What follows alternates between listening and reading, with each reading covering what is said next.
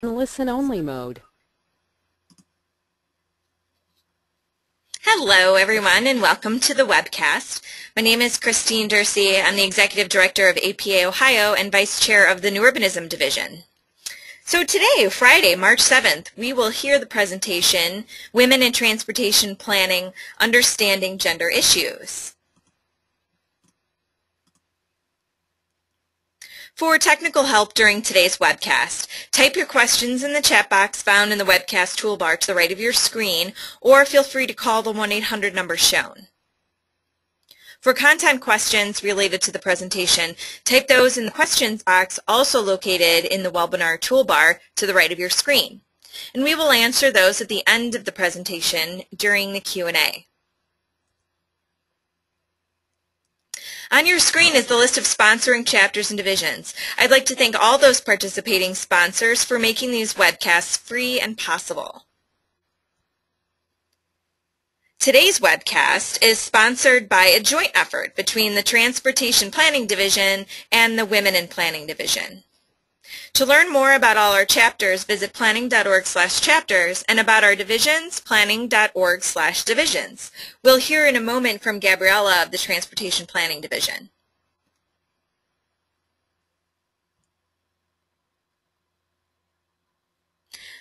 On your screen is a list of upcoming webcasts. To register for these webcasts, please visit utah-apa.org/webcasts. To log your CM credits for attending today's webcast, visit planning.org/CM, go to your dashboard, feel free to select activities by dates, then events, Ohio as a filter, and then the title of today's webcast. Like us on Facebook, Planning Webcast Series, to receive up-to-date information on our upcoming sessions. We are recording today's webcast, and it will be available on our YouTube channel. Just search Planning Webcast on YouTube. A PDF of the PowerPoint will also be available at ohioplanning.org/webcast presentations.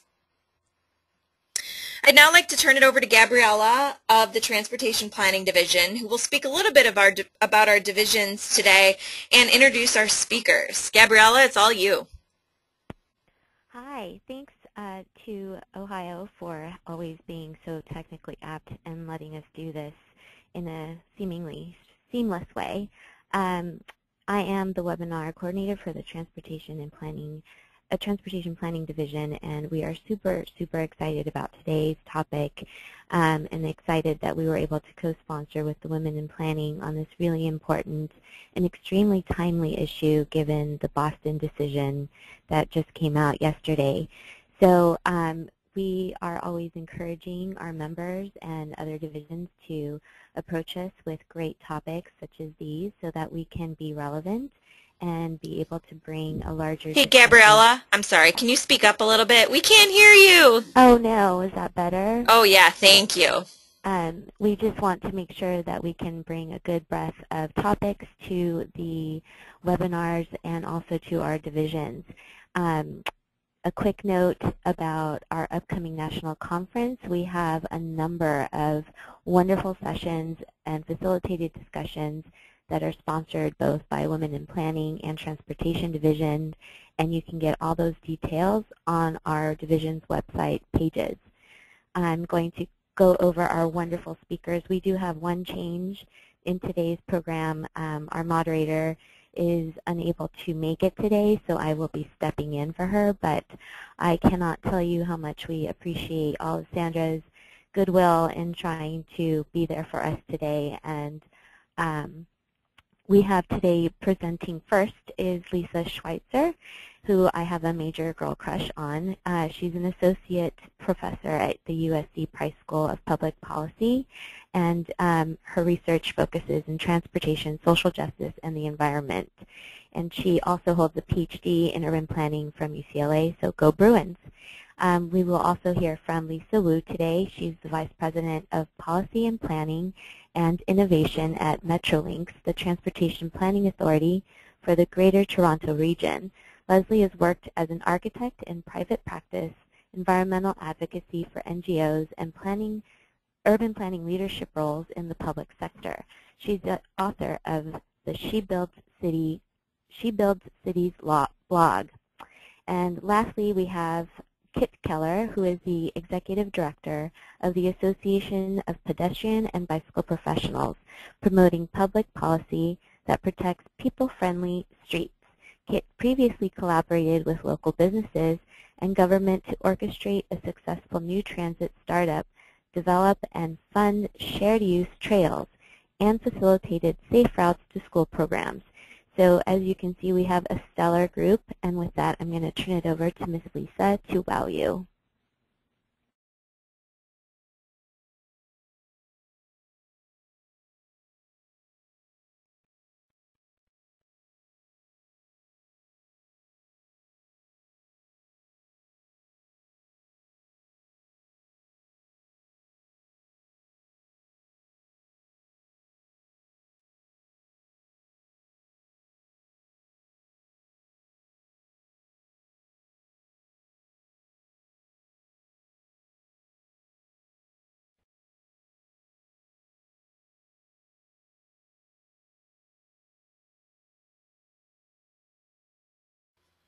We're working on it. We must have some kind of technical glitch. Hold on one second, everybody. Can you guys hear me now? Yes, ma'am. I am so sorry about that. I have a complicated setup here. You're good to go, and your screen looks great. Alrighty, I had to push many buttons in order to get here, and I messed that up. Anyway, I'm going to talk a little bit today about sort of a general framework for evaluating public policy and plans using a gendered viewpoint in transportation. And rather than talk about my own research, which has the tendency to be focused on a lot of finance kind of things, I'm going to talk about some of the upcoming issues in finance that people might find of interest, and then I'll try to back into a discussion of how I think those things might be gendered or what that might mean for women in transportation. The framework is actually pretty easy because it just draws on our basic understandings of what a general cost function in transportation looks like.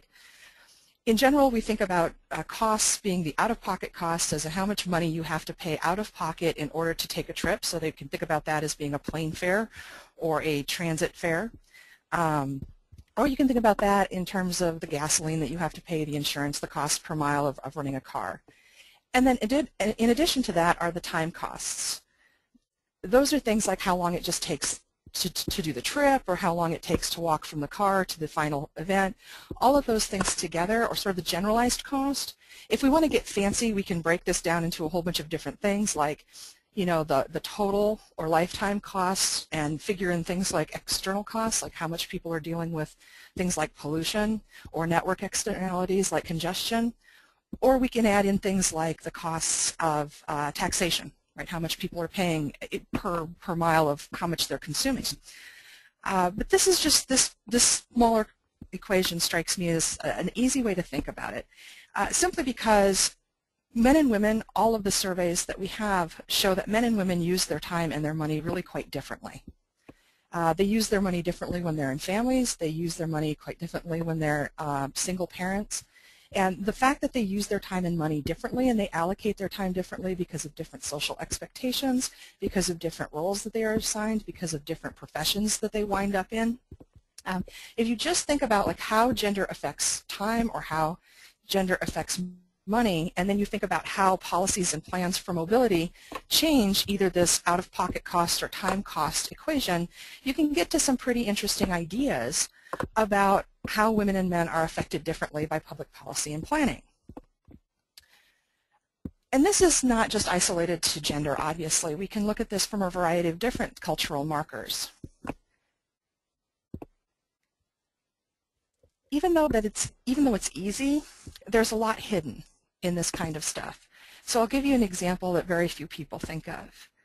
Sales taxes. Many states, not all states, but many states have two different ways of applying sales taxes to food. Most food consumed at home is not subject to sales taxes. Most takeaway or restaurant food is subject to sales taxes. And it's usually an important source of revenue, particularly for places that rely heavily on tourism and entertainment kind of stuff. Well, one of the things that we see is that men and women actually consume food differently, and that you see many more single parents, right, and particularly single female parents, consuming a disproportionate amount of takeaway food, right, food that they pick up on their way home from work. And so as a result, they're getting hit with that tax far more often. And so that's one of those very subtle things that you don't think about unless you're thinking about gender. Not taxing food away from home supposes that there is somebody at home providing the labor to make that food, right, and that it exempts that labor from being taxed. But that's a pretty big assumption that that labor support and that free labor support is available to a householder. So that's just one thing, you know, among many to be thinking about as this applies to our way of thinking about planning and policy. So there's a bunch of new directions for mobility planning that we can be thinking about in terms of finance. We're gearing up for another round of federal budgetary politics that are likely to influence regional planning. We've been fighting the same fight at the federal level for a good 10 years now because there's just not a consensus, I think, about what do we do with the federal gas tax now that the interstate highway system is completed. And actually, 10 years is not accurate. We've actually been arguing about this for a good 20 years. I'm getting old. The decades just kind of roll into each other at this point. But we've been fighting this fight, and it's, for some folks, it's very clear, right? We've got this completed interstate highway system. We have a lot of other mobility needs. What we should be doing is using our federal resources to support the type of mobility services that we need in cities, like transit and bike lanes and pedestrian infrastructure. That's actually not a consensus outside of planning. I think planners are very unified in this belief about the federal gas tax. Outside of it, we have a split, right, between folks who think that, well, we built our highway system, it's time to roll back that tax, right? It's time to just get rid of it and just let the states do whatever they're going to do, or alternatively, just let those regions build whatever they're going to build, right? And there's a strong movement intellectually on the right that sort of talks about, you know, if New York wants to build subways, then New York should build subways. If Los Angeles wants to build whatever they want to build, they should tax themselves and build it themselves. There's really no reason to be fussing around at the federal level and getting into a bunch of political wrangles that are probably going to be inefficient and politically motivated, right? And why, you know, I hear this constantly, right? Why should people in Iowa pay for, you know, streets in New York? If you actually understand the way the federal gas tax money flows, you know that people in Iowa are actually doing fairly well. They're getting plenty of California money, but the perception has been pretty persistent.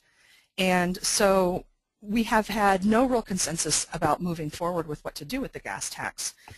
And those long-term trends and idiosyncrasies are apparent in every sort of budget wrangle we've had. The big budget wrangles about the whole federal debt ceiling, that just recently had a fairly decent outcome this last February, really reflects some real differences about the role that the federal government plays in our cities and how it should play in our cities. And that is reflected in the real difficulty that we've had getting reauthorization bills. I'm sure some of you are around my age. Back in the day, we never, it was like clockwork. We could get reauthorization bills every 4 years. You could almost set your watch by it. That federal politics has changed, obviously, and it's a budgetary, and there's just different budgetary ideologies that are entering into the discussion, and that eventually those are going to have some fairly big consequences for planning if we take them seriously. And when we think about our differences, the idea that you're just going to roll back financing to either the states or the regions, and the states have stepped up in a big way in the past 20 years, you're just going to roll that back. There are equity and access consequences of those decisions because the type of revenue generating tools that we have, particularly at the regional level, are not the same as income graduated taxes at the federal level. So the President's budget came out recently, and I'm fairly sure that I am the only person who paid attention to this because I'm a nerd and there were other things going on. but it contains some themes that this president has tried to get on the table unsuccessfully over the course of his presidency. It contains a $302 billion reauthorization bill going from 2015 to 2018, and this is kind of a major move. It brings FRA into the surface transportation bill. It's always been part of the just sort of general budgetary process. It's never really been in the bill before.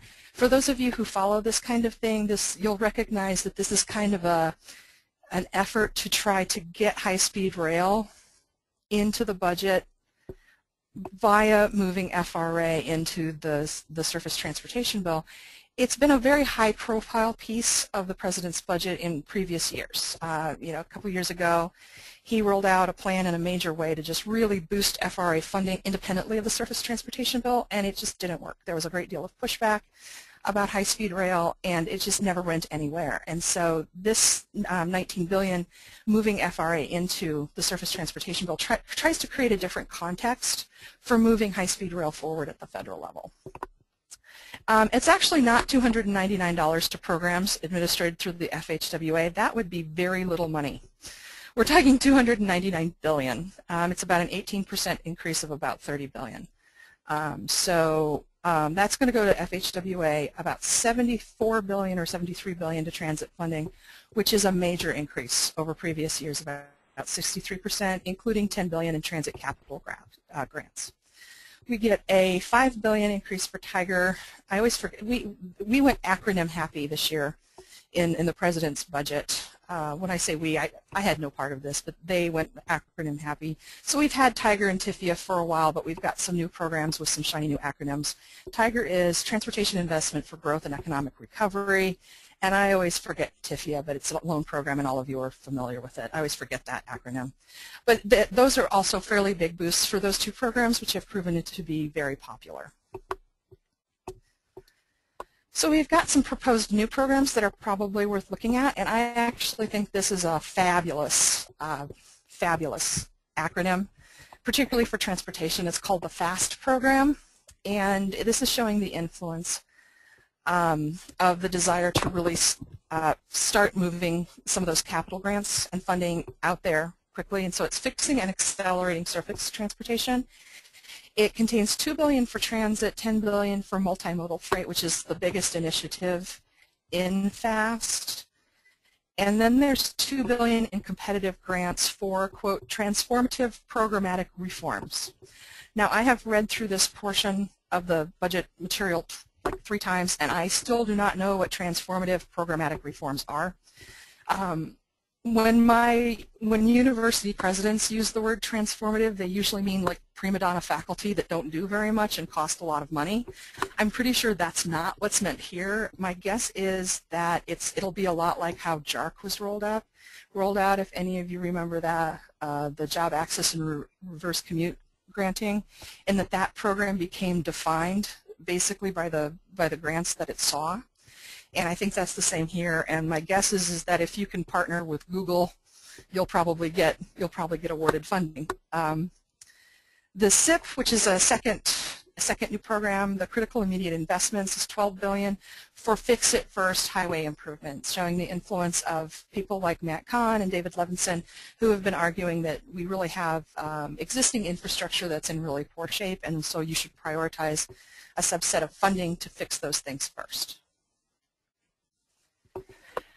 The other thing that I think planners need to be thinking about is Senator Camp's tax reform proposal.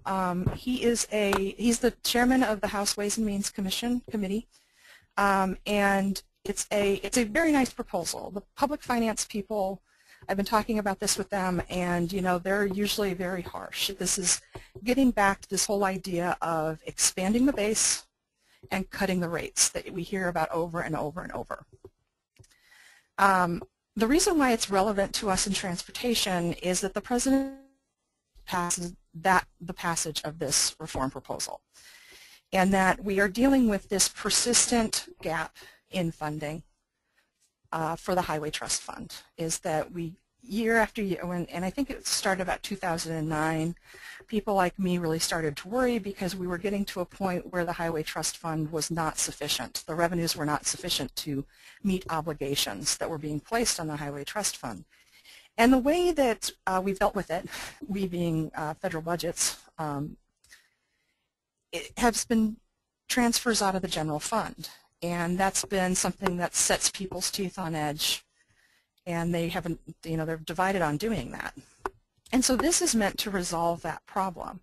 And the way that it resolves that problem is about $126 billion transfer to the Highway Trust Fund from a two-tier tax on repatriated corporate earnings. This is it's very technical public finance stuff, but there's this idea that if we account for income differently when it's earned abroad, there will be we will broaden the tax base in such a way that we'll be able to recapture some of those monies. And so that's where that money to fix that gap is going to come from. And it's not clear to me, based on this proposal, whether this is meant to be just a temporary fix or whether this is meant, this particular increment of funding is going to be going into the Highway Trust Fund over the long term. As I said, there's increasing resistance to transfers from the general fund, and there's really no consensus on raising the gas tax. And so that leaves us with the idea that we're going to need to be reducing spending. Right, and as it is, we're going to be transferring about $14 billion to close the gap just for fiscal year 2015.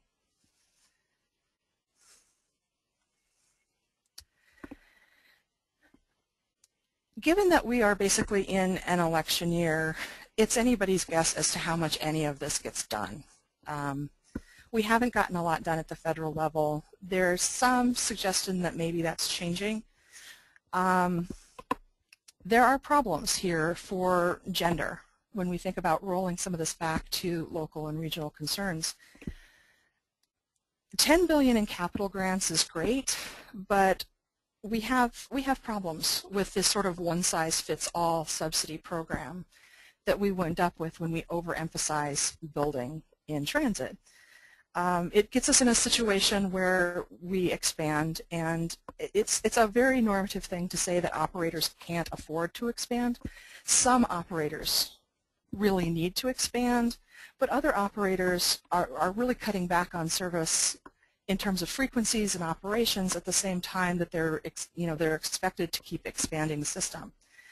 And the major systems that have encountered this in the past 5 years have ended up cutting programs, eliminating lower cost fare programs, raising fares not by a little but and cutting back on existing service. This is again one of those questions in social equity and public policy, and particularly thinking about women. Low quality transit, right? We're getting away from how expensive transit is.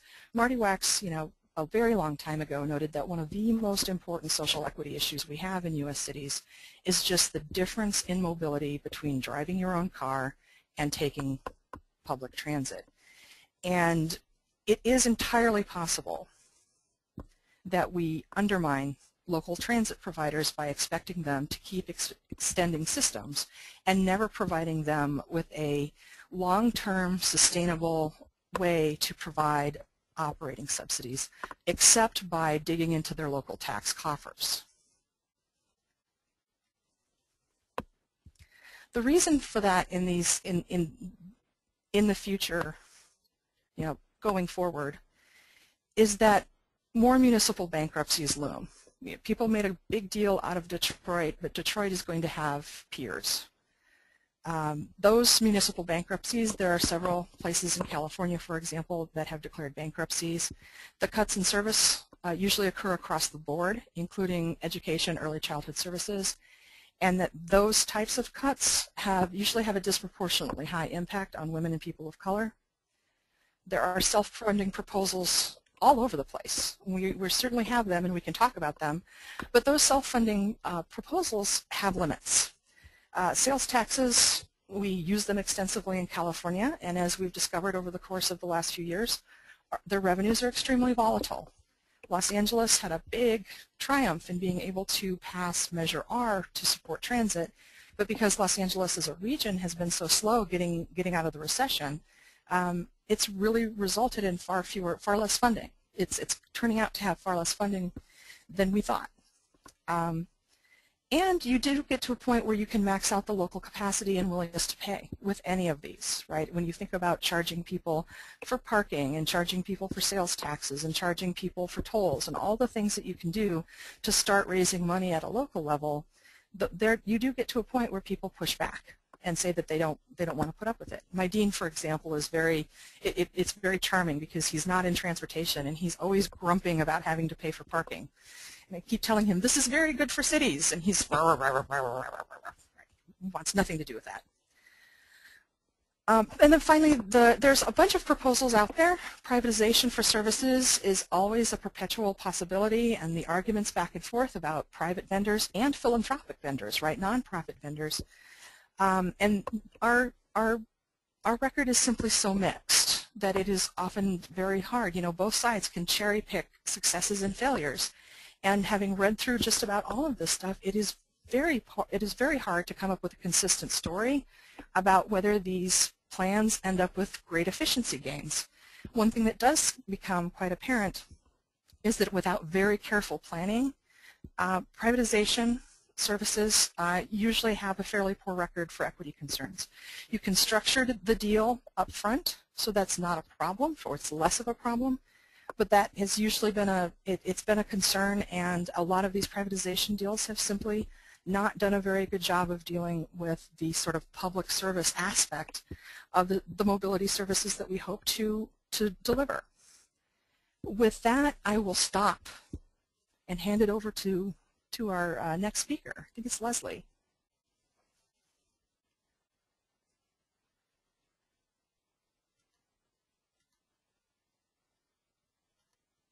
Hi, it's Leslie Wu here, and thank you for the opportunity. I'm going to take my presentation a slightly different tact, really to talk about how our organization here, operating out of the Toronto urban region, the investment in transportation and transit is helping shape an industry, and how we are expanding as an organization in terms of being able to engage more female leadership within our corporation. And I'll start by talking about who we are, a little bit about our plan, and the projects we're delivering, and how this is actually, over the short, medium, and the long term, we think going to have a significant impact on the complexion and nature of the transportation industry here in itself. So just a bit of background, some Canadian statistics. The stats aren't that dissimilar from the U.S. Canada women represent just slightly over 50% of the population. 52% of Canada's visible minority are women, and of lone parents, 82.5%. And in Canada as well, in this kind of grouping of professional, scientific, and technical services, which is the feeder stream to a lot of our professionals in our in the transportation planning and delivery business that we're in, the base of the triangle has vastly improved over the years, but as you can see at the very peak of the decision making and leadership roles, we're at an unhealthy 0%. It's sort of it's a bit of a paradox, because this diagram shows the number of women versus men in post-secondary education right now in Ontario, and we have increasingly, there's been more women entering universities and colleges than men. However, in terms of the choices they're making about fields into which they want to go, there's a disproportionate number of men to women relative to the kind of sciences and technology areas. So the geography that I'm referring to, in the area that I work within, is called the Greater Toronto Hamilton area. It's about just over 8,000 square kilometers. There's today about 6 million people living here. We anticipate in the next 25 years another 3 million. So that's about 100,000 people a year. We have about over 30 local municipalities, 4 levels of government, and 10 transit operators. Metrolinx was created in 2006 as a mechanism and an agency of the Government of Ontario to coordinate and integrate transportation, and subsequently to be responsible for the construction and delivery of the transit expansion, and as well the investment, general investment into transit and transportation. And the whole creation of our agency came on the brink of a series of public outcries around not only the cost to the environment and quality of life, but really the cost to the economy. And we've calculated it's about $6 billion annually, and that in fact if we continue on a route of not doing anything, it will double over the next 30 years.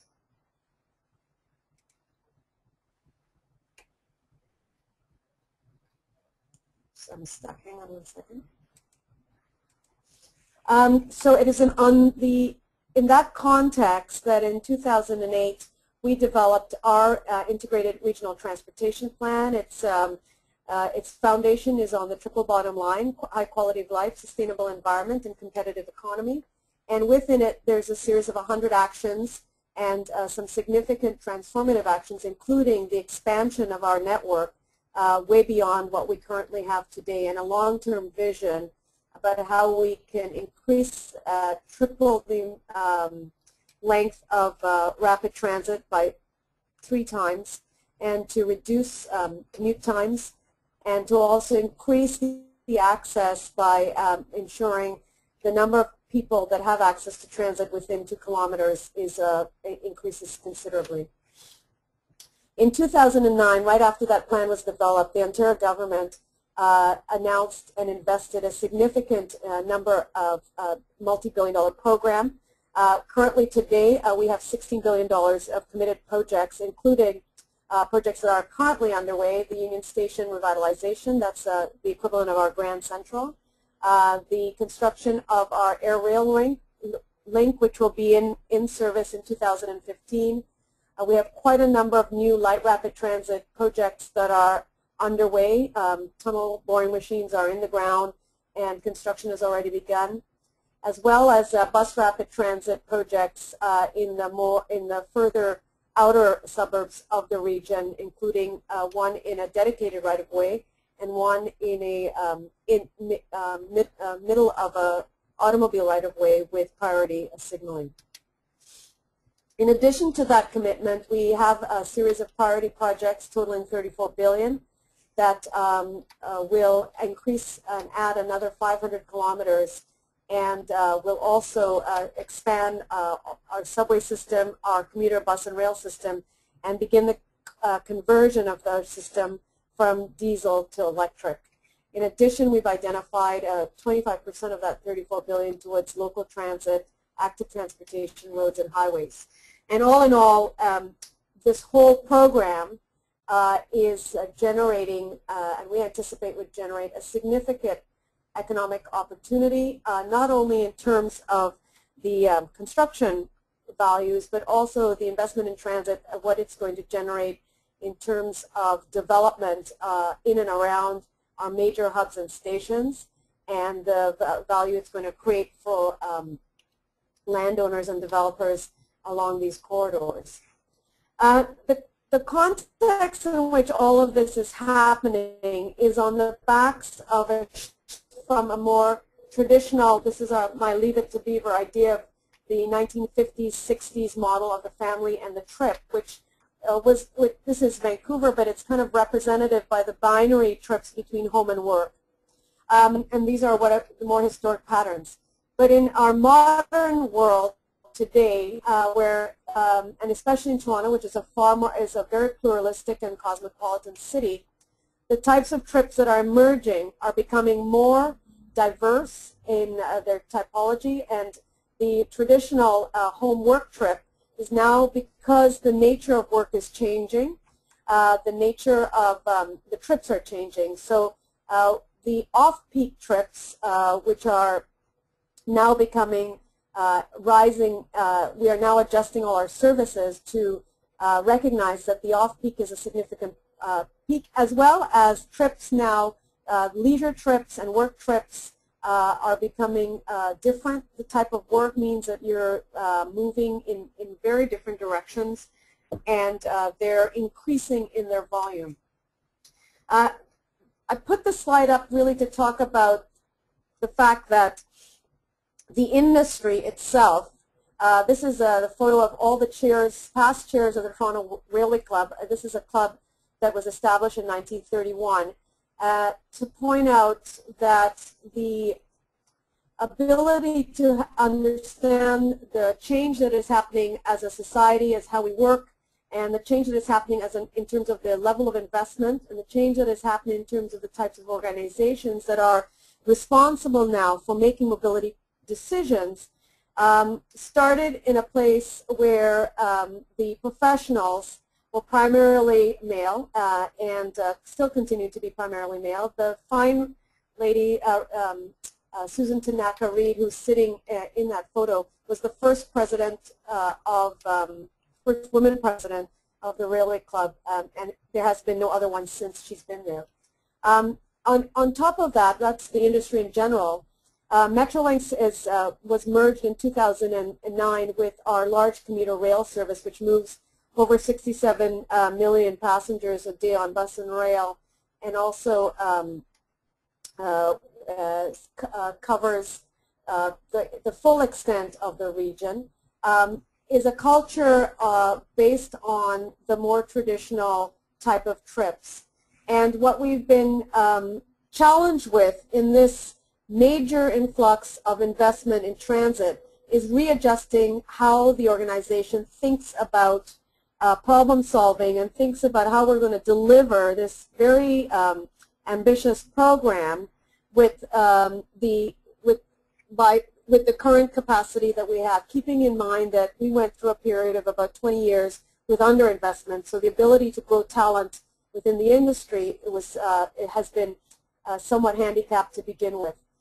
This slide really just means to illustrate that as we begin to address in our industry and in this region the type of change we have to make, we are recognizing within our organization we need to have a far greater diversity of thought in our problem solving and in our way we address and frame all the issues, both on the kind of policy planning side, but also on the delivery and service side. So a little snapshot about our organization. This data is a few years behind, but most of our, we're fairly well represented in terms of female numbers on the front line in management. On the office front, there's a few more, but not much. And in the supervisory, it's quite, it's fairly even in terms of categories.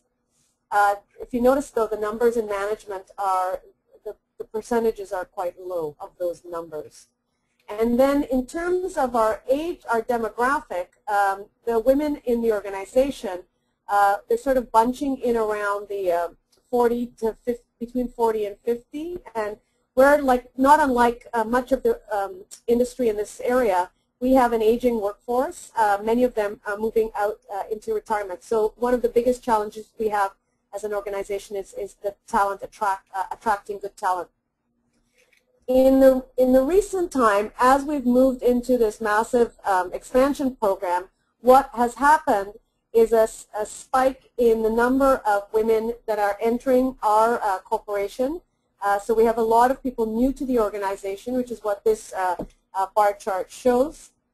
And what we have done as a result is recognize that where in the past we did not have really strong, successful supporting networks for the women within the organization, we have begun to really pay attention to that, because it is becoming one of the important aspects of our bottom line to know that we have, first of all, full access to the labor force that's out there, and by virtue of that, the more we are able to have in our organization people with a diversity of thought, the better we are able to address the many issues that we're going to be facing.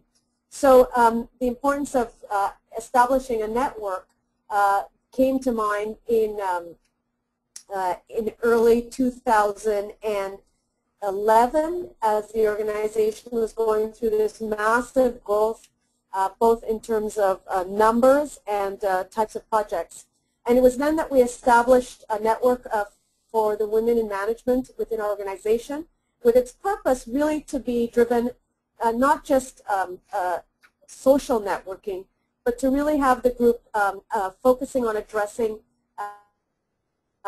how in their day-to-day work they could be working to support each other in addressing our corporate challenges and our own corporate objectives.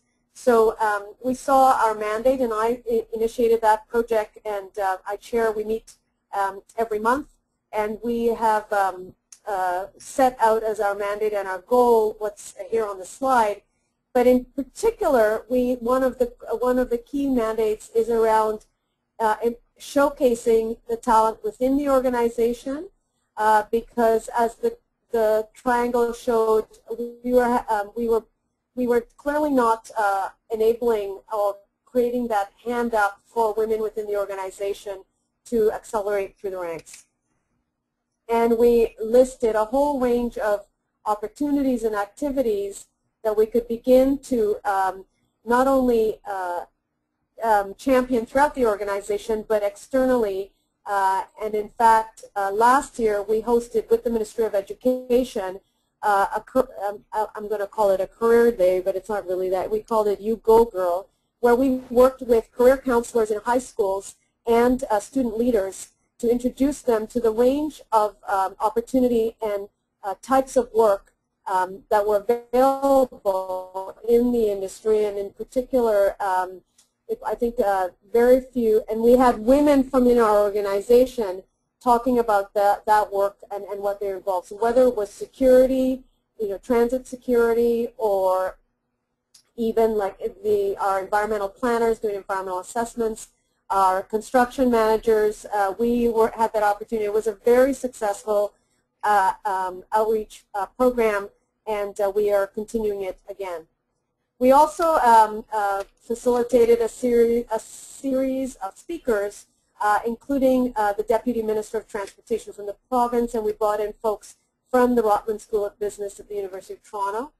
And what we have seen, which is fascinating, is that because the consulting industry and the construction industry have observed and recognized that we have placed a high degree of importance on this, a couple things have happened recently in Toronto in the last year and a half.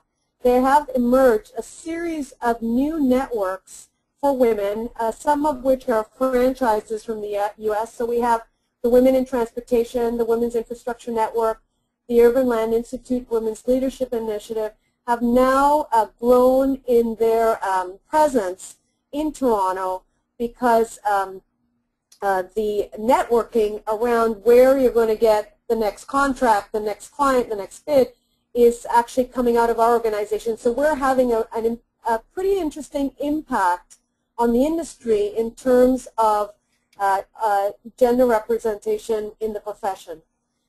This is a little plug for my blog, where I personally take this to the next level, where I take the opportunity to showcase other women from around the world in city building exercises. And it's just an example how other individuals within Metrolinx are not only engaging with the rest of the industry, but they are taking it personally to the next level and championing women's leadership issues.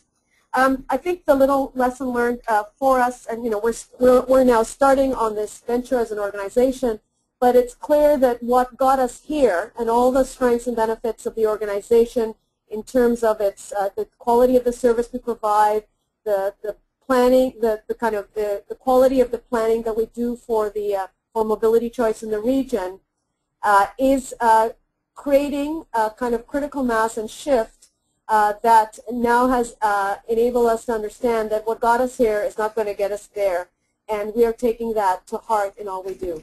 So thank you very much for your time.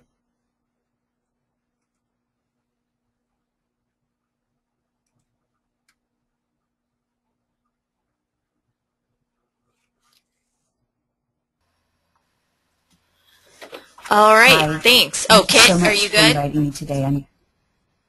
Yes, I am. Thanks. Perfect. I'm just going to get that slideshow going. Great. I want to thank Fiona Akins for inviting me to participate in today's webinar. It's really intriguing to me to hear what the other presenters have had to say. And so I'm going to take a little bit of a different perspective, really from the transportation user perspective.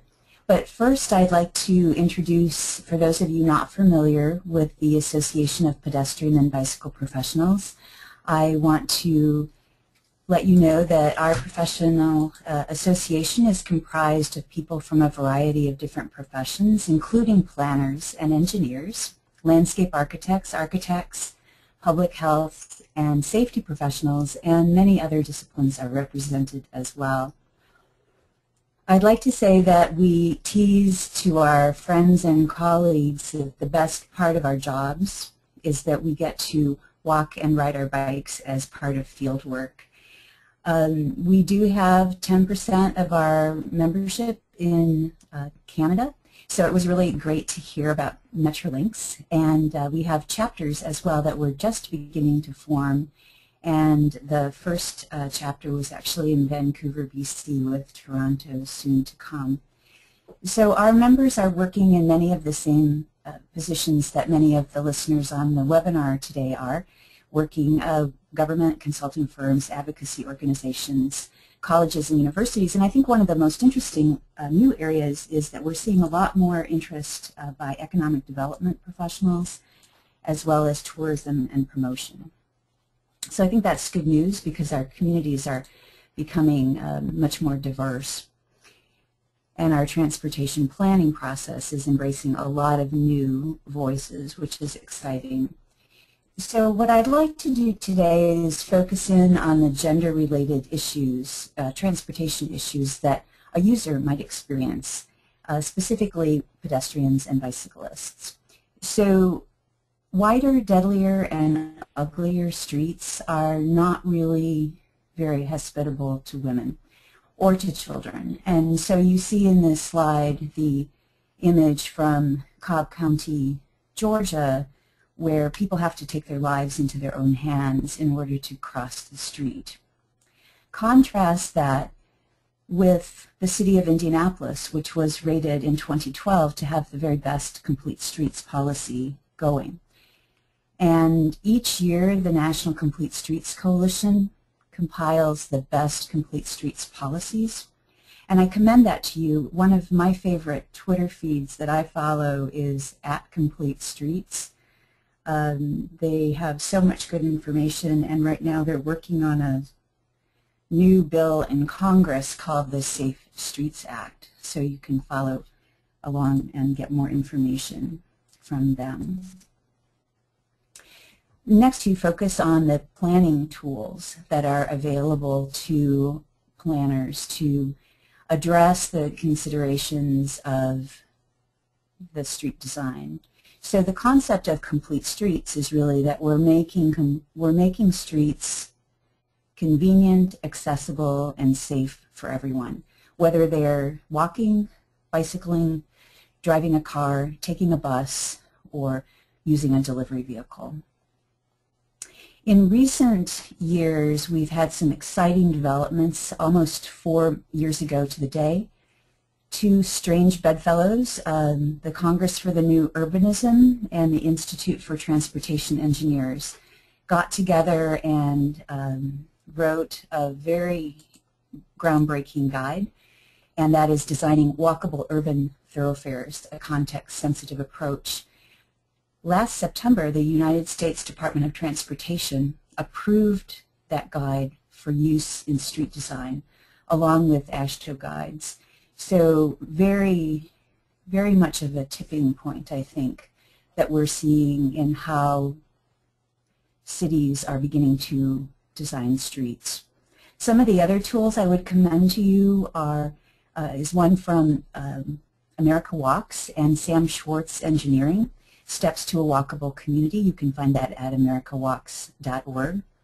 And the National Association of City Transportation Officials just last year published the Urban Street Design Guide, which is one of my favorite new publications. We displayed it at our booth at the American Public Health Association and the American Society of Landscape Architects, and there was a lot of interest in this new guide.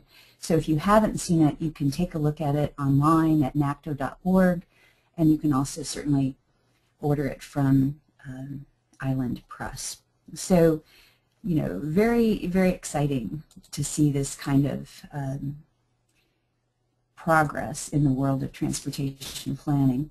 One of the other tools that I want to bring to your attention is the Urban Bikeway Design Guide, also by NACTO, the National Association of City Transportation Officials. And what you'll find if you look at this guide is that it offers cities' state-of-the-practice solutions for 21st century transportation infrastructure. And what's good about this guide is that people who are on the ground doing this work every day have put together a blueprint for complete streets that are safe and enjoyable for everyone using them.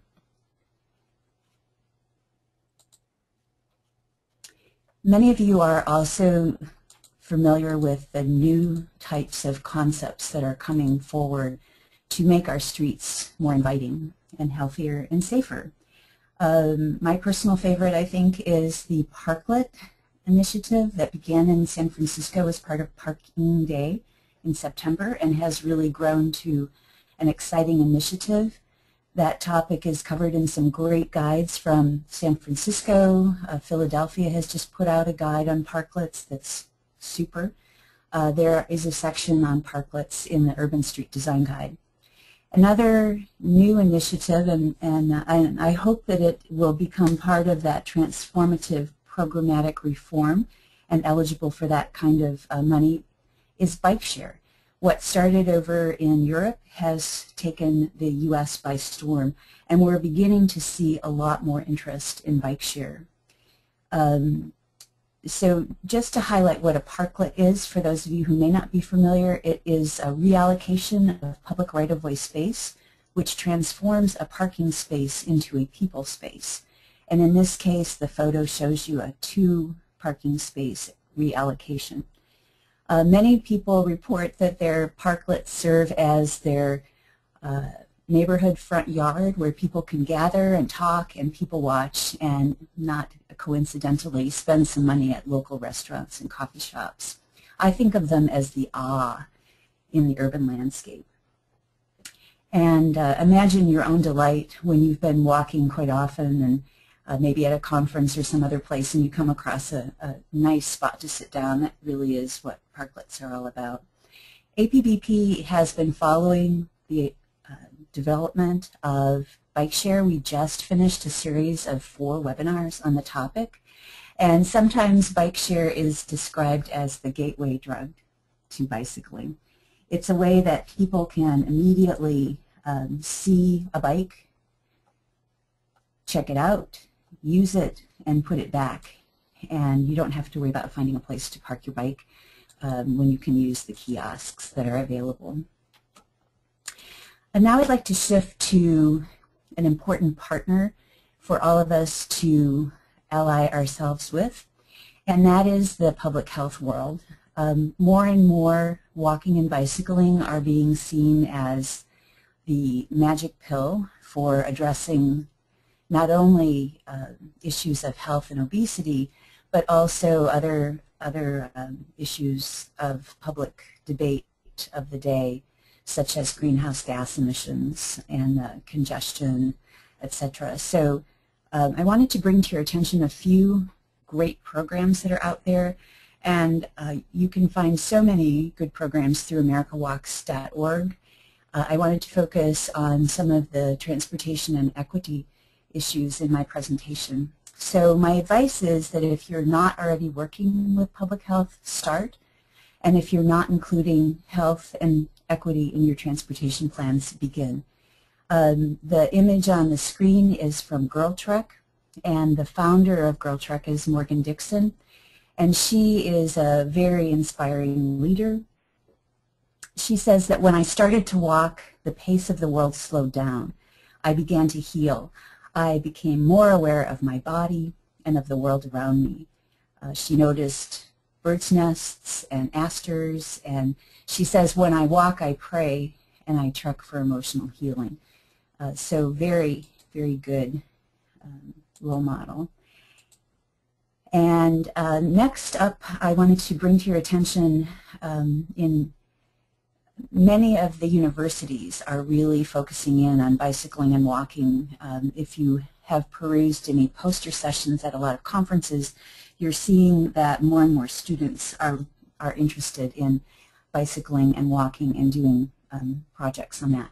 So at the University of Texas at Austin School of Architecture, Community and Regional Planning, they did a study of African American community cycling use, and they focused on it from the perspective of transportation and health, and it was really, it's a very well written report. You can find it online, and I commend that to you. So one of the questions that they looked at, and the question that we're interested in, is why so few women are making bike trips in the U.S. compared to the Netherlands and to Germany and to other countries. So a useful way to look at transportation issues and bicycling and women is to look at this paradigm presented by the city of Portland about the types of bicyclists. So think of yourself and your own bicycling experience and where you would fit on this continuum. Are you strong and fearless? If you are, you're less than 1%. Are you enthused and confident? If so, you're in the 7% category. But the opportunity for growth, and one of the reasons why bike share is so useful as a tool in transportation planning, is that it taps into that interested but concerned 60%. And what cities like Chicago are doing is they're putting in bicycle infrastructure and they're matching it with bike share, so that you're not only getting great facilities, but you're also giving people the opportunity to utilize it in a fairly spontaneous way to make some of those short trips. Now, there is also a category of people who currently would say that they are no way, no how, and that's okay. Not everybody has to walk or bike, just as not everybody has to walk or has to drive a car. So some of the other programs that are out there that I wanted you to be aware of are the Green Lane Project. This is a very interesting program. Perhaps you have seen or heard of it. They're in the last round, which was 2012 and 13. They had 6 focus cities: Austin, Chicago, Memphis, Portland, San Francisco, and Washington, D.C. And New York City was involved as sort of a senior planner, a senior partner and an advisor. And later this month, they're going to be announcing the next round of 6 cities. There was quite a vigorous application process, and they do get quite a bit of support, which is good. So do check out greenlaneproject.org, and my thanks to Martha Ruskowski for sharing these slides with me. In addition to Green Lane, some of the other transportation planning devices to calm streets would include neighborhood greenways, sometimes called bicycle boulevards. There's a lot more conversation now about low traffic, low stress streets. And keep in mind that just because a street is crash-free, that doesn't mean that everyone is going to run right out and walk and bike on it.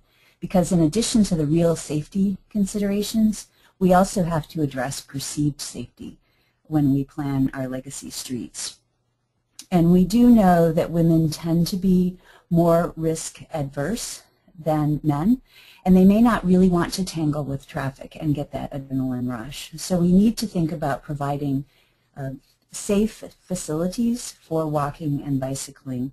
We need to make sure that there's separation between walking people and people driving at higher speeds, because we know that that can be fairly intimidating. Then next, there are some other technologies and aspects of making a bicycle trip safe, and I'm so excited to share with you, if you aren't aware of it, that the U.S. DOT has just provided interim approval for use of bicycle signal heads, or signal faces. And you can find more information about that at federalhighway.mutcd.fhwa.dot.gov. We know that wayfinding is very important to helping people get around, because many people will take the same route by bike that they would if they were driving. That may not always be the best choice, so having that wayfinding is useful. Bicycle parking is an important consideration in planning. APBP has published the Bicycle Parking Guidelines 2nd edition, which you can find on our website, and we're in the process of updating that, which will have the 3rd edition out in September.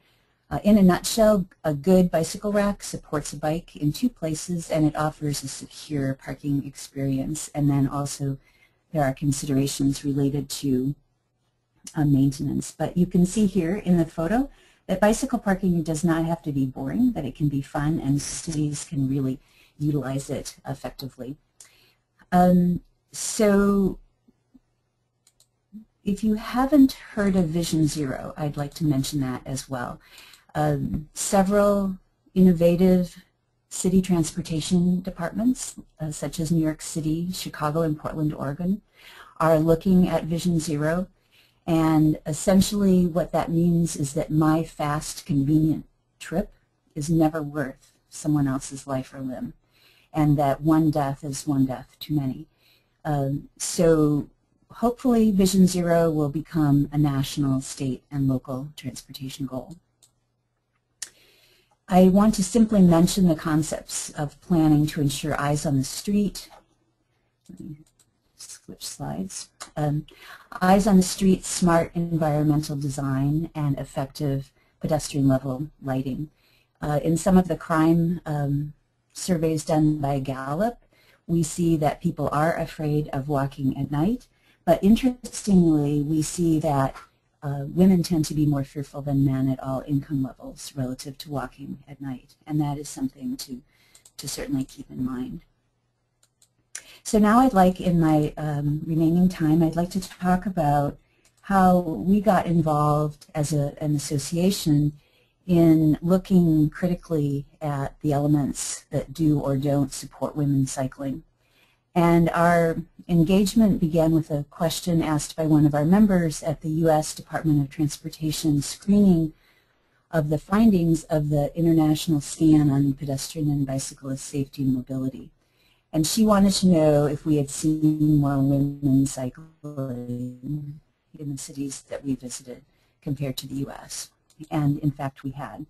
And the SCAN program, as you may know, is an initiative where there can be information exchange on a variety of topics, from transit to hot, poor asphalt to bicycling and walking. So we visited 5 countries, Denmark, Sweden, Germany, Switzerland, and the UK. And we're visiting 2 cities in each of those countries. So Copenhagen was a great place to start, and we really began to see the culture of bicycling in other cities. We visited Nasco, Malmö, Lund, Berlin, Potsdam, Winterthur, Bern, London, and Bristol. So as we began to explore this idea of why there weren't more women cycling in the U.S., Fionnuala Quinn, who had asked the question, suggested that APBP present a webinar, and as we were preparing for the webinar, we thought maybe we should do a survey of our members and see if there was interest in what people had to say about why women weren't bicycling.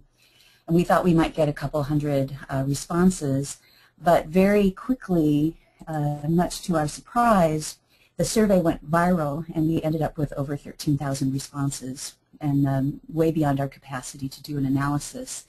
So we felt a little bit like the little old lady who had swallowed a fly. We were way in, way over our heads almost immediately, and really happy for it. So a bit like unleashing a wildcat, we found that people wanted to talk about this issue, and they wanted to state their opinion. So we had a number of open-ended questions, and some of them had 5,000 responses. So we took 3 of them that were manageable and hired an intern who developed a really great report. So you can find the report, all of her reports, as well as the survey report on our website, womencyclingproject.info. And in our work on this project, we have held an annual webinar. And what we do is we riff on the theme of Women's History Month. So one of our first speakers was Kristen Gavin of Gearing Up in Philadelphia. And this is such an excellent, replicable empowerment tool for women. These are women who are coming out of prison and women who have had drug and alcohol addiction issues and interactions with the court. And it's, I think it's one of the most exciting programs out there. So if you're not familiar with Gearing Up, definitely check it out. So through the years, we did start in 2010, and we've had a number of webinars on women's cycling. So you'll see the topics there. We did one in 2012 on education programs, which was great too, but unfortunately we lost that recording. The program, the survey itself has stimulated additional research, so we make our data available. Now it's probably becoming a bit stale, but we've seen reports such as an examination of women's representation and participation in bicycle advisory committees in California, and other research relative to specific ridership of women by women in particular jurisdictions.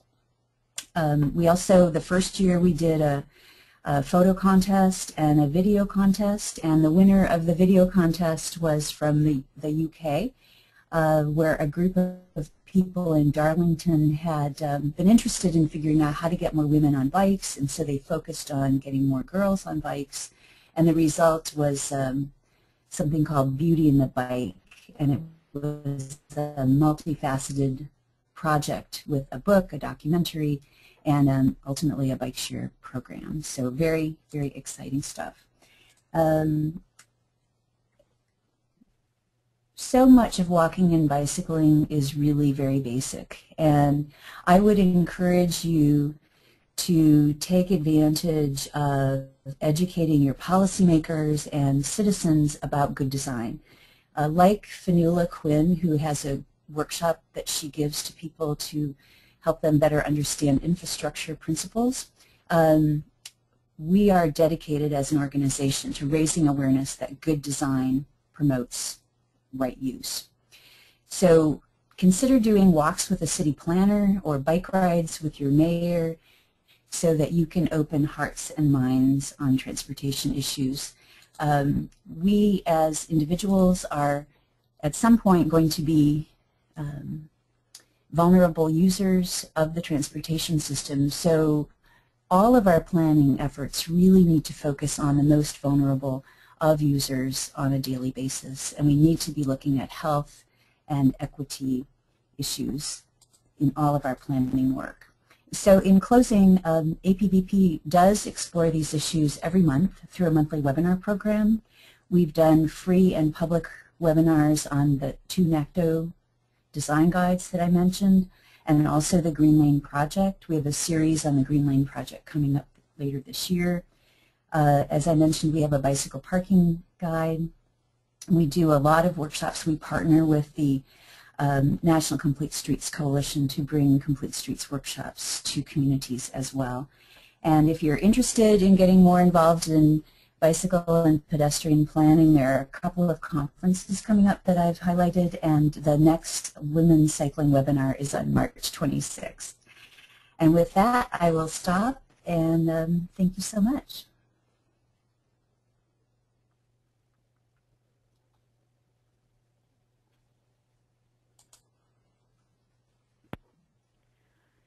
Thanks all for these wonderful presentations. This is Gabriella. I'm going to go ahead and start moderating some of the questions we've been getting in.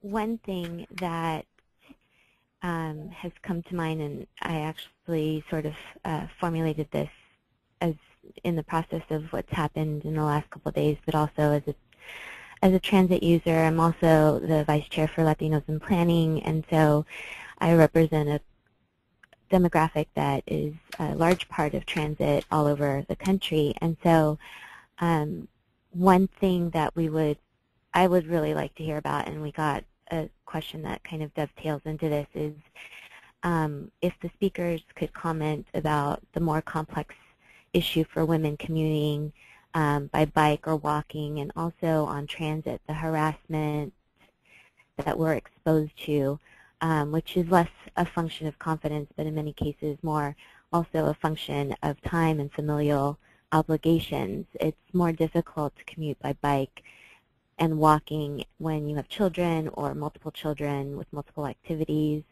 There's a lot of, shopping with carrying things involved, but also there's the safety factor of the harassment that we're exposed to because of the societal implications of women and gender roles.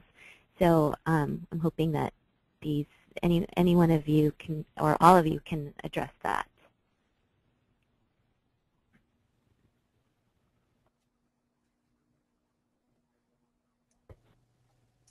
Well, this is Kit, and I would posit that there is safety in numbers, and as more women and as more people of all ages are walking and bicycling, that there can be neighborhood sentinels and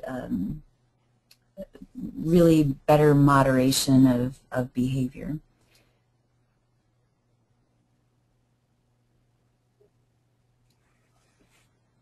So it's Leslie here, and I'm not sure if I can comprehensively answer that question, but just a few thoughts. I think on the issue of safety, it's linked, I guess, to when we think about and how we're designing the issue of capacity within our systems, whether it's the stations or the rail itself. Because if the train station and the trains are really empty, there's no eyes on the street, so it's an unsafe environment. And if it's too crowded, it's actually, you risk the issues around physical harassment because of proximity. So there's that issue. So we try to, we're always striving to design a service where you're matching the volumes of people going with the level of service, with the size of the station. And in our case, our challenge is the system is growing so rapidly, we're never quite able to hit that sweet spot. The second point I would make is that we try to measure the effectiveness of our space, when I'm talking about it now physically, in terms of how we design it for the most vulnerable. And one of the groups that we actually use as the benchmark for how we're designing is people with disabilities, both physical and mental disabilities, and that we figure if we design to that high bar on all fronts, we are able to achieve something that in terms of the ability to move through the system itself, we are able, and in terms of service connectivity and frequency and convenience, providing the beginnings of an improved system. So I think those are, just on that question, those would be some of my immediate top-of-mind thoughts. Great, thanks. This question is for Lisa. If you could talk about how corporations are responding to the two-tiered tax for the HW Trust Fund.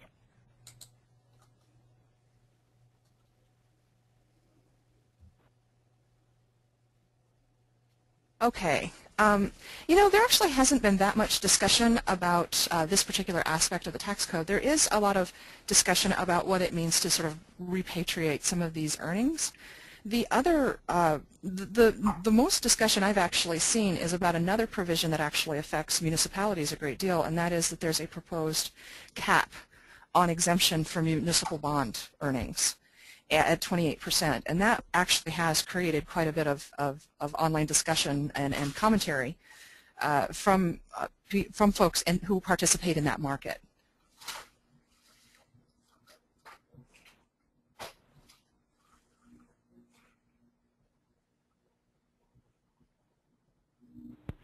Great.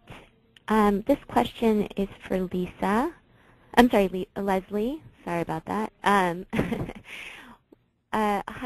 Hiring and advancing women in the profession and management is one thing, but how are you ensuring a gendered lens in research and decision making?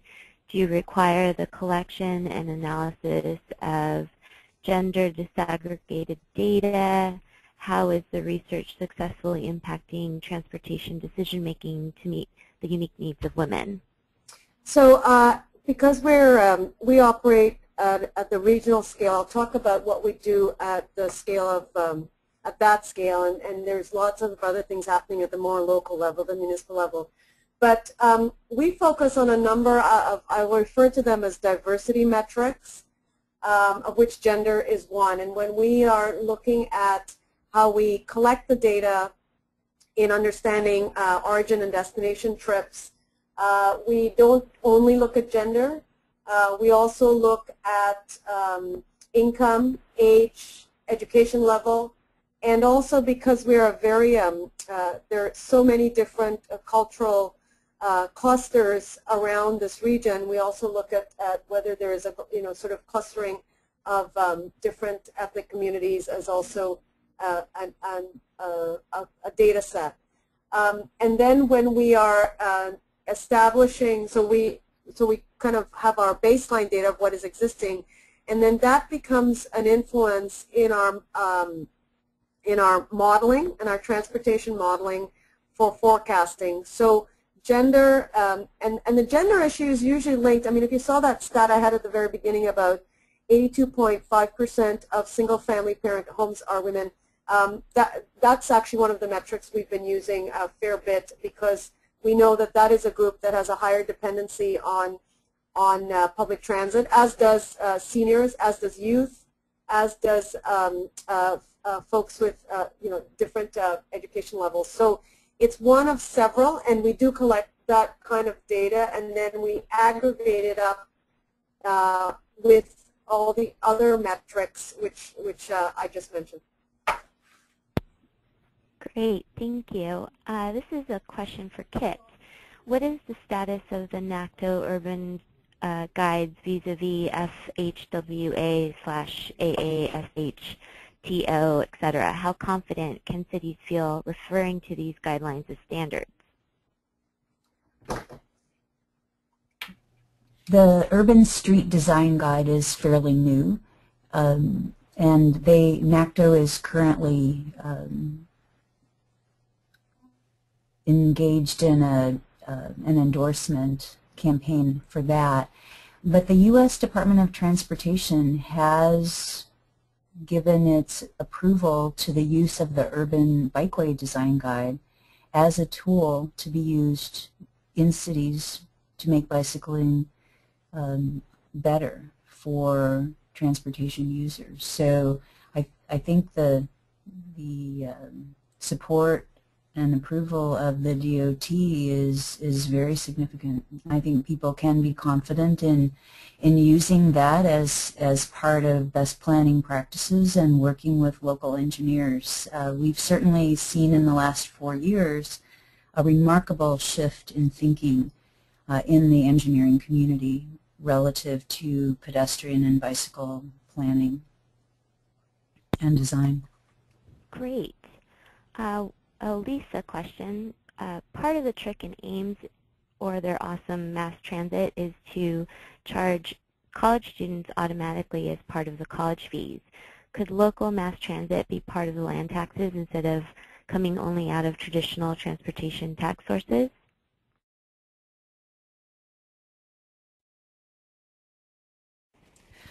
One of the nice things about having university transfers in the way that SciRide has done, and I think UCLA also has a contract with Metro here, and we actually have one for just graduate students. Our undergraduates aren't covered, and that's unfortunate. But one of the nice things about those in terms of from the transit agency's perspective is it's a very predictable source of funds that you can pretty much count on.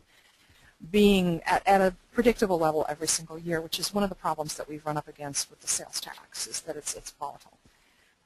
It is entirely possible to try to factor the amenity value of that transit provides into land, sort of the Henry George land taxation universe. And there's a lively literature on this about value capture and things like that. In practice, land taxes are very hard to change. They're in both Massachusetts and California, they're just not moving very much. They're a very hot button issue, but just about everywhere. Transit, our investments in transit, we know, are usually very productive in terms of increasing land values and real estate prices and all sorts of things. And that to the extent that those are subject to property taxation at the local level, they do generate money for cities, but a lot of that money actually ends up not going to the transit provider. So the idea, they end up going to many other things that, many other urban priorities that we have and we pay, we use those revenues for. The trick is there are so many needs at the local level that it's really been hard for any given place to just stick some poles in the ground and say this is basically a district where we're going to invest in transit and that increment goes back to supplying money for the rest of the system. And one of the reasons is just there are so many meritorious things that we want to spend our money on at the local level, right? When we do get those gains to real estate, for example, the claims of the education sector, right, come to the fore and other things, and we just don't usually end up winning those kinds of arguments. So it's technically possible, and it's something that people have been advocating for. It's something that I very much think it would be a necessity for something like high-speed rail finance, right? High-speed rail, it looks like it will be and has been a major beneficiary to landholders at rail stations. Much of the money associated with high-speed rail, once it is made, generally comes from rents and franchises at the station area, much less so than fares. And if you are capable of capitalizing on that, you can sort of return your capital expenditures to the taxpayers who provided it to you. I'm nodding my head. As a Los Angeles planner, I'm so familiar with that. Are there any comments from any and all the presenters on how we might engage women in the design and input process when creating design guidelines for complete streets?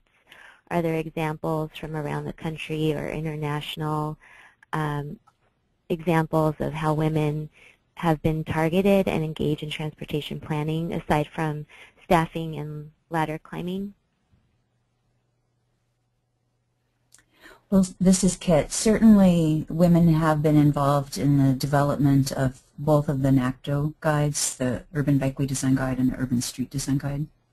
The National Complete Streets Coalition has wonderful fact sheets on various benefits of complete streets for specific user groups. I don't know that there's one on women, but certainly there is a fact sheet on complete streets design related to children and seniors and other users of the system.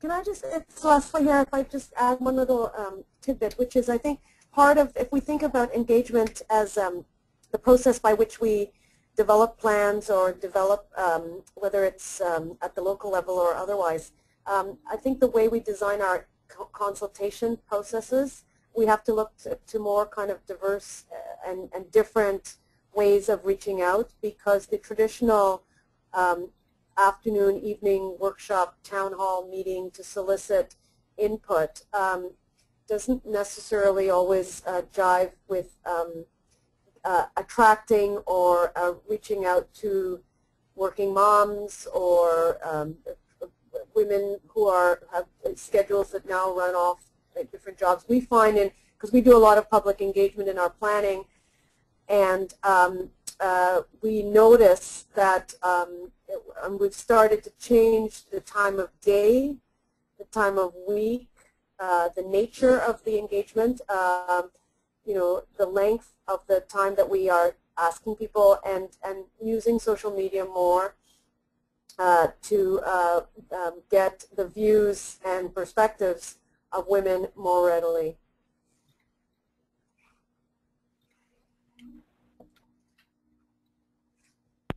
those are great suggestions.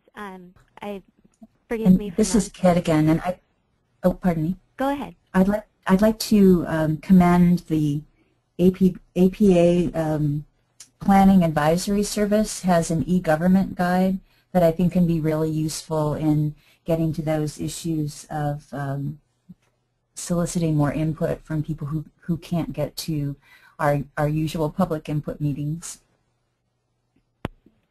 Thanks, Kit. I was going to say that I'm sorry I didn't clarify earlier when I was referring to the Boston situation. The Boston Superior Court ruling came out yesterday saying that a man who was taking photos of women's skirts on the T was legal because of on the grounds that they were fully clothed. So that's an example of how our security quite isn't working on public transit and very much deters women from using public transit in a more confident way. So we probably have time for one more quick question. And I'm sorry, I'm scrolling here.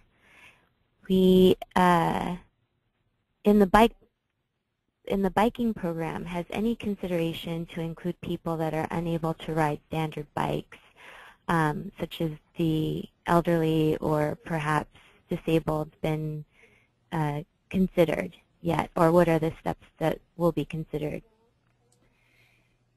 There are community programs that I'm aware of. I'm not going to be able to pull those names out of my brain right now. But there are programs where people are assisting people with bicyclists are coming together to assist people with developmental disabilities to be able to ride a bike, learn how to ride a bike, be safe and comfortable riding a bike in a supervised setting. Some of the new types of bicycles are very encouraging.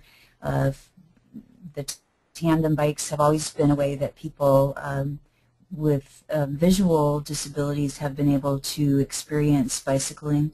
But now there are these new types of bicycles, the cargo bikes, where people can, children and adults can ride in the front of the bike while someone else is pedaling.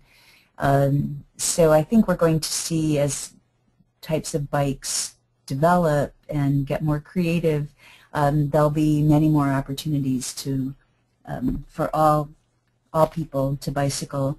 Overseas, it was interesting on the international scan to see how many more people were older people were bicycling, and that was so encouraging to us to see that. And interestingly, in the Netherlands, the statistics are that 50% in the Netherlands and Germany, 50% of all trips made by people 75 and older, those trips are made by walking or bicycling. So we know that these are activities we can do all of our days, and it's a great goal. Thank you. I want to give everyone who participated today as our panelists, Kit, Leslie, and Lisa, a wonderful big thank you, and a huge thank you to Women in Planning, Fiona, on their behalf of helping us coordinate today. We didn't get to everyone's questions, but feel free to email our speakers with individual questions. I'm sure they'd be happy to continue the conversation. And as you can see, this is a very complex topic, and we probably could talk about this for many more hours, but perhaps we can do a follow-up webinar or something to that effect. On the screen, you have there the information for how to get your CM credits logged and where to find information going forward on the future webcasts and a recording of today's webcast on YouTube. Thank you, thank you, thank you. Have a great weekend, everyone.